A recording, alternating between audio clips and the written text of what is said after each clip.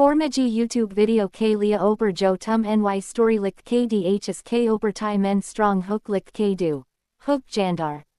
Suspenseful our curiosity si barpor hona chaye k mary vauer engage ho jn our video ko ntk deck and the room was dark. A single candle stood on the old wooden table. Its flame flickered, but the wax did not melt. She leaned closer, curious and uneasy.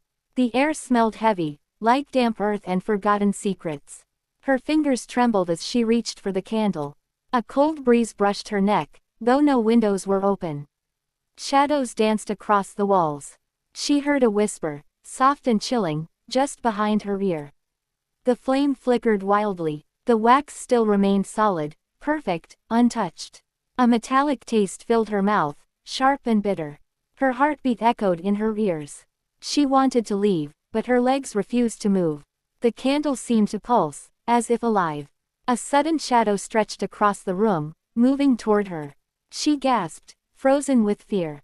The room grew colder, the darkness denser. The flame did not waver, but she could feel eyes on her from nowhere. The shadows converged, forming shapes that should not exist. The candle's flame brightened, yet the wax stayed the same. A whisper became a chorus, echoing her own name. Her chest tightened, every breath a struggle. The shapes edged closer, their presence suffocating. The flame cast one last clear shadow on the wall, herself, but twisted, smiling back at her. She reached out, trembling, and the twisted reflection mimicked her movements perfectly. The candle never melted, yet its flame revealed everything she feared. Her hand hovered over the candle, frozen in midair. The twisted reflection in the wall did not blink. It smiled, wider and colder than any human smile should be.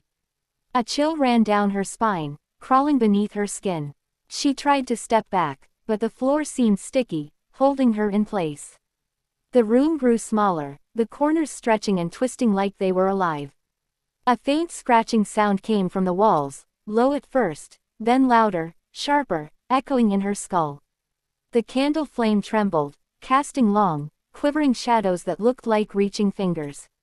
She wanted to scream, but no sound came out.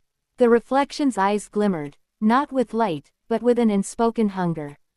The air became thick, almost wet, pressing against her chest. Her skin prickled, every hair standing on end. She noticed the shadows moving independently, crawling across the walls like dark insects. The candle flickered, yet remained perfect, untouched by flame or heat. A low hum filled the room, vibrating through the floorboards. It was the sound of something ancient, something awake, observing her every move. The reflection lifted its hand, and she felt a phantom pressure on her shoulder. She whirled around. No one was there, but the whispering grew louder, incoherent yet deliberate, weaving through her thoughts. She could feel her sanity fraying, tiny threads snapping inside her mind. The candle's flame stretched taller, reaching toward the ceiling as if calling something. The walls pulsed, breathing slowly, alive with shadows that murmured. Something in the darkness moved toward the table, slow, deliberate, yet silent. She could not identify its shape, only that it warped the air as it moved. The candle's flame reflected in her eyes, making them burn with heat she did not feel. Her throat tightened, she could barely swallow.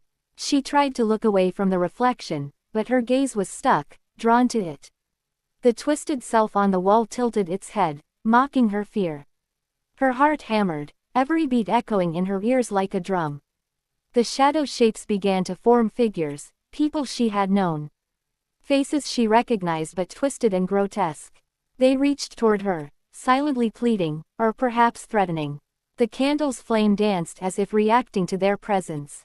Suddenly, the figures froze, all staring directly at her. One of them, the most familiar, stepped forward, and she realized it was herself. Her face, her eyes, but hollow, empty, smiling.